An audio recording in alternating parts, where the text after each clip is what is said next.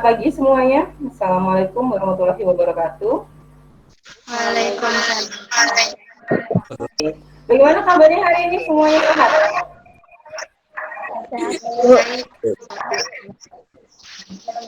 Oh, alhamdulillah. Udah salah sehat paginya sekarang? Sudah, Bu. Berapa? Oh, sudah, alhamdulillah. Nah, sebelum mulai pembelajaran hari ini, berdoa dulu. Oke, sebelum mulai pembelajaran hari ini, semoga kita diberi kesehatan, dijauhkan dari mara bahaya. Kemudian semoga hari ini ilmu yang kalian dapatkan bermanfaat buat kalian. Berdoa menurut agama kalian masing-masing. Berdoa, silakan. Berdoa selesai. Oke, hari ini saya mau kalian untuk absensi dahulu. Nah, absensinya itu sudah ada di Google Classroom kalian. Kalian silahkan masuk ke Google Classroom. Nah, tadi kita sudah absensinya sudah ada di Google Classroom. Dan nanti saya cek di akhir ya, siapa saja yang belum absensi. Nanti tolong kalau misalkan ada kendala, kalian bisa komunikasikan dengan saya, kendalanya ada di mana. Nah, sebelum kita mulai ke materi laju reaksi, coba kalian lihat dulu gambar berikut. Semuanya sudah lihat ya gambarnya ya? Oke, sudah lihat ya? Nah, kalau kalian lihat yang pertama ini gambarnya apa? Besi berkarat. Oh, besi berkarat. Betul. Nah, kalau yang menurut Mahyani, besi yang berkarat sama buah yang membusuk ini, itu merugikan atau menguntungkan buat kita? Masih di merugikan, Bu. Merugikan, oke. Lalu bagaimana cara kita supaya kira-kira kalau kalian mau nyimpan buah supaya tidak busuk, biasanya kalian simpannya di mana? Ya, benar ya. Kadang ada beberapa dari kita yang menyimpannya di kulkas. Nah, untuk besi sendiri, ternyata besi itu banyak sekali cara-cara supaya tidak berkarat. Nah, seperti apa saja caranya? Nanti kita cari ya, nanti kalian cari, kalian baca bagaimana cara supaya besi-besi itu tidak mudah berkarat. Nah, tujuan pembelajaran kita hari ini yang pertama adalah kalian bisa menjelaskan faktor-faktor yang mempengaruhi laju reaksi menggunakan teori tumbukan. Yang kedua, kalian bisa menyajikan hasil penelusuran informasi cara-cara pengaturan dan penyimpanan bahan untuk mencegah perubahan fisika dan kimia yang tak terkendali ya, seperti itu. Ini tujuan pembelajaran kita hari ini. Kalian buka lagi Google Class-nya, kalian minimize dulu Gmeet kalian, lalu buka Google Class kalian. Nah, di dalam Google Class itu di bagian tugas ada tulisannya pretest untuk game. Nah, itu dilakukan oleh Quizzes. Nah, itu kalian buka, baru kalian mainkan dulu.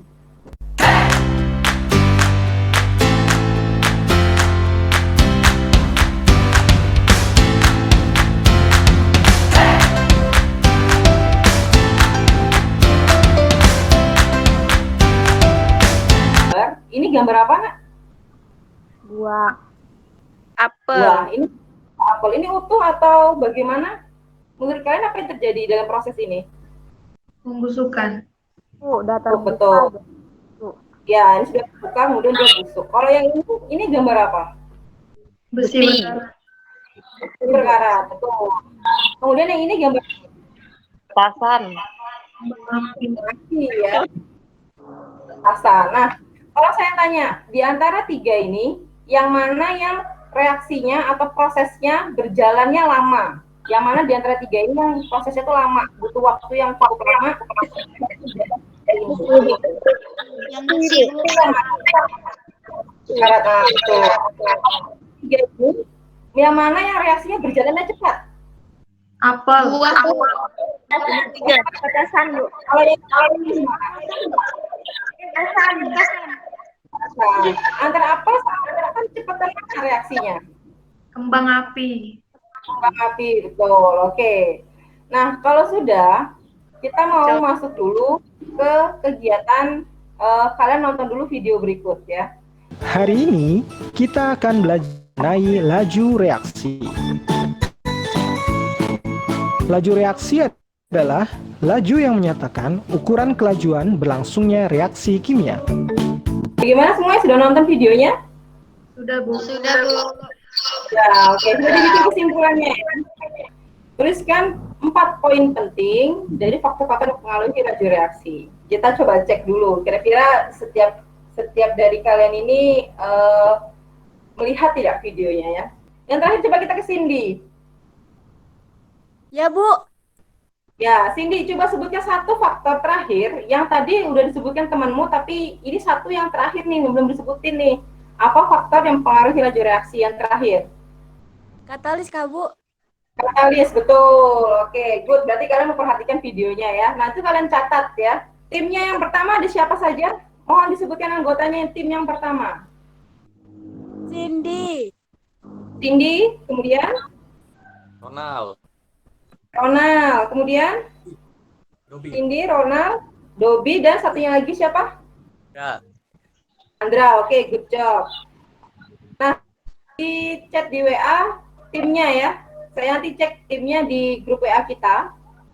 Silahkan kalian tulis tim 1, 2, 3, sampai tim 4. Monggo silahkan timnya Alia bisa presentasi, maksudnya melihatkan ke saya gitu. Kira-kira ini bagaimana gitu. Apakah ada yang perlu ditambahkan atau tidak. Ini teori tumbukan. Oke, tumbukan efektif, tidak efektif udah ngerti ya. Bisa bedakan ya yang mana tumbukan efektif dan tidak efektif ya. Ya, Bu. Kan tadi kan ada 3 tuh tambahan.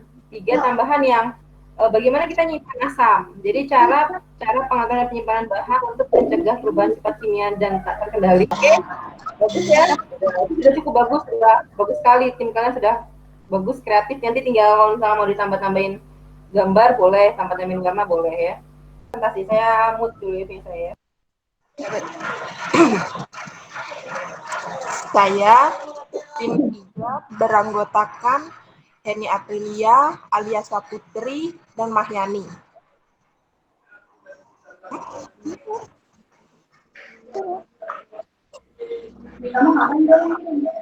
Bukan. Reaksi kimia terjadi karena hasil tumbukan antara partikel reaksi yang memiliki energi yang cukup dan arah tumbukan yang tepat. A. Tumbukan efektif adalah tumbukan yang terjadi antara dua zat bereaksi dengan orientasi arah atau arah tumbukan. Faktor yang mempengaruhi laju reaksi, suhu. Semakin tinggi suhu larutan, maka laju reaksi semakin cepat laju reaksinya. Sebaliknya, semakin rendah suhu larutan, maka laju reaksi semakin lambat laju reaksinya. Oke, bagus sekali ya. Nah, sekarang silahkan jika ada yang mau ditanyakan dari tim lain. Silahkan, siapa yang mau bertanya? Silahkan, timnya Cindy mau bertanya. Apa contoh reaktif? Oh, maksudnya mungkin apa contoh dari tumbukan efektif? Silahkan dari timnya Alia, Fitria, dan Mahyani menjawab pertanyaan dari timnya Andra. Apa contoh, berikan contoh reaksi yang menghasilkan tumbukan efektif seperti itu. Silahkan. Bu.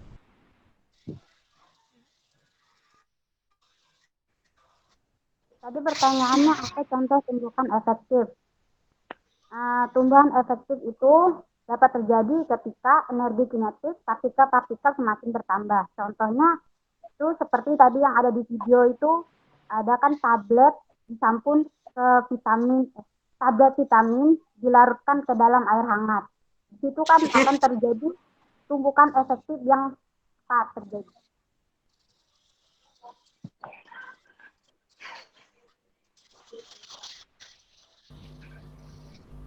Oke, good ya. Jadi Heni memberikan contoh bahwa tumbukan efektif itu contohnya adalah ketika suhunya dinaikkan, maka akan semakin banyak tumbukan efektif yang terjadi karena gerak partikel kinetiknya semakin cepat ya, seperti itu. Good. Beri plus untuk tim 1 ya, tim 3. Terima kasih untuk tim 3. Nah, sekarang kita masuk ke tim kedua. Silahkan untuk tim kedua untuk presentasi. Timnya Maria, Nur Hidayati, dan Marcelina. Silahkan. Laju reaksi. Di sini kami kelompok 2 yang terdiri dari Maria Irmayani, Fani Lestari, Nurdayati saya sendiri, Bernardus, dan Marcelina. Luas permukaan. Luas permukaan sentuh dalam suatu reaksi dapat mempengaruhi laju reaksi karena semakin besar permukaan bidang sentuh, maka tumbukan antar partikel akan semakin sering terjadi, sehingga reaksi berjalan lebih cepat. Ukuran partikel yang semakin kecil akan memperbesar luas permukaan bidang sentuh zat yang bereaksi. Oke, beri tepuk tangan Apus untuk timnya Maria. Nah, sekarang kita lanjut ke timnya si Gustina ya. Silakan timnya Gustina untuk mempresentasikan hasil diskusinya. Kami dari tim 1, anggota Gustina, Rami, dan saya sendiri Maulita Amalia. Tim 4, anggotanya 1. Andra, 2. Cindy, 3. Ronald, dan 4. Dobi. Katalis. Katalis mempercepat laju reaksi, namun katalis tidak ikut bereaksi. Katalis dapat menurunkan energi aktivasi reaksi sehingga tumbukan reaktan menghasilkan reaksi. Dan dalam kehidupan, 1. Enzim, membantu terjadinya pencernaan makanan. 2. Digunakan untuk proses industri. Cara-cara pengaturan dan penyimpanan bahan untuk mencegah perubahan fisika dan kimia yang tak terkendali. 1. Menyimpan bahan yang berbahaya di wadah gelas yang sudah ditemukan. 2. Pertama, kita harus mengetahui kategori bahaya dalam bahaya bahan kimia tersebut, seperti beracun, korosif, dan lain-lain. Timnya Alia mungkin ada yang mau ditanyakan kepada timnya Andra sama Gustina, mungkin ada yang tidak jelas gitu dari timnya mereka. Silahkan boleh ditanggapin. Timnya Andra. Ya, silahkan Heni, mau bertanya kepada timnya Andra. Fungsi dari katalis itu buat apa? Oke, silahkan dijawab timnya Andra, fungsi dari katalis itu apa, katanya Heni. Bertanya dia. Itu mempercepat laju reaksi tanpa mengganggu kesetimbangan reaksi tersebut. Jadi, iya, itu betul. Pernyataannya Cindy itu benar. Jadi fungsi dari katalis itu untuk mempercepat laju reaksi, sementara si katalisnya sendiri itu tidak ikut bereaksi. Ini contohnya ya. Ibu kalian masak daging supaya dagingnya cepat empuk, dikasihin sendok. Sendoknya terbuat dari besi. Pertanyaan saya, sendoknya larut enggak? Sendoknya tercampur di daging enggak? enggak, Bu. Enggak, sendoknya tetap utuh kan? Iya, Bu. Nah, sendok besi di sini bertindak sebagai katalis. Dia hanya mempercepat supaya dagingnya jadi cepat empuk. Sekarang kita masuk ke kesimpulan. Kita masuk ke kesimpulan ya. Oke. Sekarang saya minta langsung satu-satu ya. Kesimpulannya, faktor yang mempengaruhi laju reaksi ada berapa? 4. Ada 4. Ada 4. 1. Satu, luas permukaan. 2. Konsentrasi. Oke, konsentrasi boleh. 3. Suhu. 4. Katalis. Katalis, betul. Oke, sekarang saya tanya. Semakin tinggi suhu, maka laju reaksi semakin Cepat. cepat. Semakin rendah suhu, maka laju reaksi semakin Lambat. lambat, betul.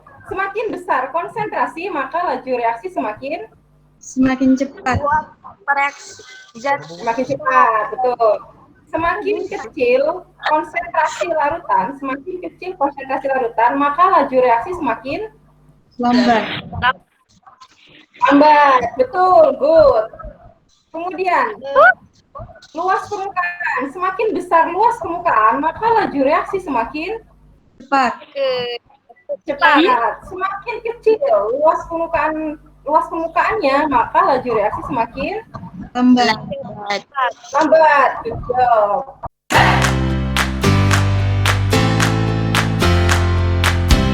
Sampai sini pembelajaran kita hari ini. Nah, sebelumnya nanti saya jelasin ya, ada namanya post test. Nanti post testnya bisa kalian lihat di Google Classroom dan kalian kerjakan terakhir hari ini ya. Nah, untuk pembelajaran hari ini silahkan dipimpin berdoa. Tolong Andra pimpin berdoa dulu untuk menyelesaikan pembelajaran hari ini. Mari teman-teman, sebelum kita mengakhiri pelajaran untuk hari ini, maka dari itu berdoa dimulai.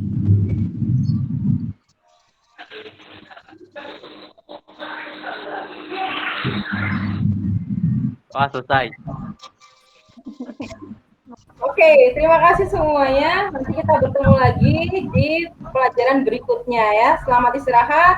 Saya akhiri. Assalamualaikum warahmatullahi wabarakatuh. Selamat siang. Ya.